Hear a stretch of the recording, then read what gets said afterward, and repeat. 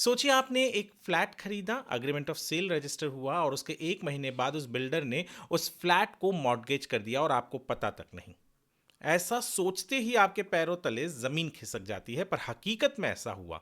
और इस home buyer के साथ क्या हुआ और कैसे उस होम बायर को बिना बताए बिल्डर ने ये सब कुछ कर दिया, और बिल्डर के साथ क्या हुआ और होम बायर के साथ क्या हुआ, ये मैं आपको बताऊंगा। तो बने रहिए हमारे साथ इस वीडियो में और वीडियो के अंत तक।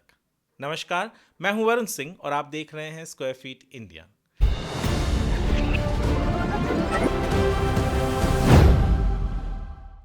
दरअसल लोखंड वाला कटारिया करके एक डेवलपर है।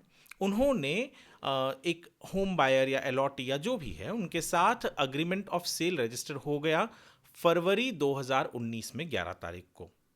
अब मार्च के 15 तारीख को उसी साल के 2019 में उन्होंने आईडीबीआई ट्रस्टीशिप जो भी फर्म है, एनबीएफसी है या बैंक है, उनको उस प्रॉपर्टी को मॉर्टगेज कर दिया।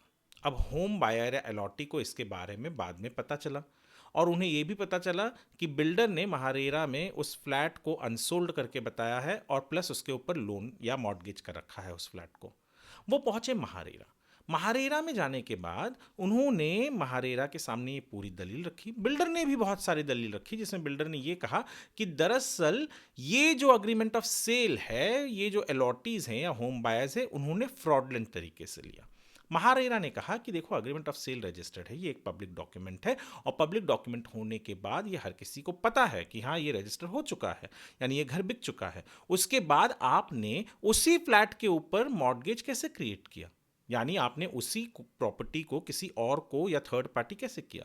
जो रेरा का एक्ट है वो क्लियरली कहता है कि एक बार अग्रीमेंट ऑफ सेल हो जाता है, यानी किसी को आपने अलॉट कर दिया है, तो बिल्डर उसके ऊपर कोई थर्ड पार्टी या कोई एनकम्बरेंस, यानी जिस तरीके का ये मॉर्टगेज है, ऐसा क्रिएट नहीं कर सकता। एक प्रॉपर्टी आप एक ही बार किसी को बेच सकते हैं, ये तो नियम हर कोई जानता है, पर एक प्रॉपर्टी जब आपने बेच दी है तो आप उस प्रॉपर्टी के ऊपर उसको मॉर्टगेज करके लोन नहीं ले सकते। पर बिल्डर ने यहां पे ऐसा किया है। बिल्डर ने भी बहुत सारी दलीलें दी, जिसमें से मैंने एक आपको बताया कि बिल्डर ने ये भी कहा कि ये जो अग्रीमेंट ऑफ सेल है, ये गलत तरीके से, फ्रॉडलेंट तरीके से होम बायर्स ने उनसे लिया था या जो भी हुआ। पर महारेरा ने इन दलीलों को नहीं सुना और महारेरा ने कहा कि आपको इस फ्लैट को जो है पोजेशन के पहले तक आपको जो इसके ऊपर एनकम्बरेंस है, यानी जो भी चार्ज है, जो भी बैंक है या एनबीएफसी है उसका, वो आपको पूरा रिलीज करके ये फ्लैट इन होम बायर्स को देना होगा। अब ये ऑर्डर आ गया था पिछले साल। अब महारेरा के ऑर्डर के बावजूद वो बिल्डर ने ऐसा ना करते हुए वो अब चले गए अपील में। उन्होंने अपील किया महारेरा के अपीलेट ट्रिब्यूनल में और कहा कि भैया इस ऑर्डर को सेट असाइड कीजिए। ट्रिब्यूनल तक ने ये कहा कि नहीं, महारेरा ने जो ऑर्डर लिया है, और ये ऑर्डर आया है महारेरा के अपीलेट ट्रिब्यूनल का दिसंबर के 3 तारीख को, और इसमें महारेरा के अपीलेट ट्रिब्यूनल ने कहा कि महारेरा ने बिल्कुल सही डिसीजन लिया। डिसीजन ये कि आपने फरवरी 11 2019 को अग्रीमेंट ऑफ सेल रजिस्टर होता है, उसके 1 महीने के बाद यानी 15 मार्च को आप उसके ऊपर मॉर्टगेज क्रिएट करते हैं। ये बिल्कुल सरासर गलत है। आपको वो मॉर्टगेज रिलीज करना ही पड़ेगा और उसके बाद में पोजेशन देना है, और तब तक के लिए जो भी वो डिले इन पोजेशन का चार्ज जो होता है वो महारेरा ने जो उसको लगाया था, वो उनको बिल्डर को कहा है कि आपको जो भी महारेरा ऑर्डर है वो आपको कंप्लाई करना पड़ेगा, आपकी अपील को हम डिसमिस करते हैं। ये 3 तारीख को हुआ।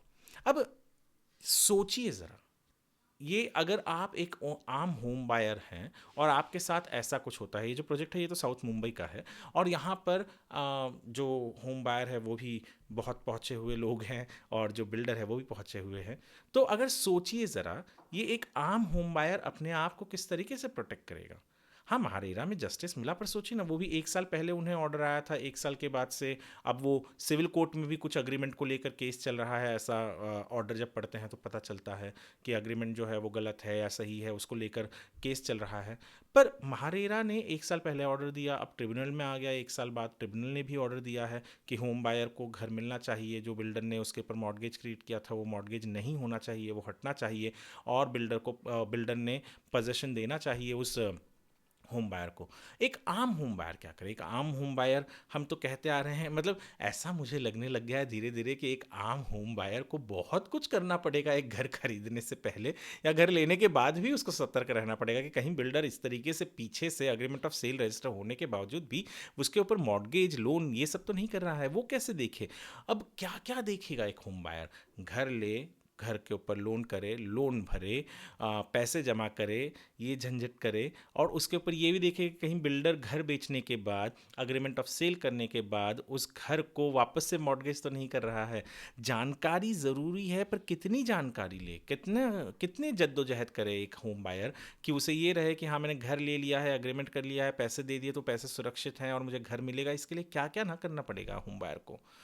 बहुत कन्फ्यूजन हो जाता है कि हमें भी, मैं तो एक जर्नलिस्ट हूँ, बहुत सारे ऐसे केसेस देखा है मैंने, पर ये ऐसा केस मैंने पहली बार देखा कि जहाँ पे बिल्डर ने अग्रीमेंट ऑफ सेल होने के बावजूद मॉर्गेज कर दिया उस प्रॉपर्टी को, और होम बायर्स थे जो अलॉटिस थे उन्हें पता तक नहीं। बहुत सारी चीज़ें हैं जो हमें सीखने को मिलती हैं, हमें सतर्क रहने के लिए बताती हैं। तो मैं ये जब वीडियो बनाने वाला था, उसके लिए जब मैं सोच रहा था कि भैया क्या क्या सीखेंगे, क्या क्या समझेंगे लोग, तो मुझे तो लगा कि वीडियो बना के कम से कम मैं सतर्क तो कर सकता हूँ कि इस तरीके से भी चीज़ें होती है, ऐसे भी फ्रॉड, ऐसे भी स्कैम होते हैं। तो हो सके तो आप सतर्क रहिए। इस ऑर्डर को हमने अच्छे तरीके से एक आर्टिकल के रूप में हमारे वेबसाइट squarefeetindia.com पर अपलोड किया हुआ है। मैं आपसे गुजारिश करूंगा कि आप मेरे वेबसाइट पर जाकर पढ़िए आर्टिकल्स को, ऑर्डर्स को। वहाँ पर बहुत सारे अच्छे अच्छे आर्टिकल्स हम लिखते हैं। केवल ये नहीं कि किस सेलिब्रिटी ने घर लिया, किसने नहीं लिया, वो तो लिखते ही हैं क्योंकि उससे बहुत सारे लोगों को अट्रैक्शन होता है, पर हम ये ऐसे ऑर्डर्स भी रोज़ डालते हैं। हर रोज़ मैं कोशिश करता हूँ कि एक आर्टिकल उन ऑर्डर पे हो जहाँ पर होम बायर को कुछ सीखने मिला है। तो आप मेरे वेबसाइट squarefeetindia.com पर ज़रूर जाइए, पढ़िए आर्टिकल्स को, और हो सके तो हमारे चैनल को सब्सक्राइब कीजिए, और इस वीडियो को लाइक और शेयर भी कीजिए। ये वीडियो देखने के लिए आपका धन्यवाद।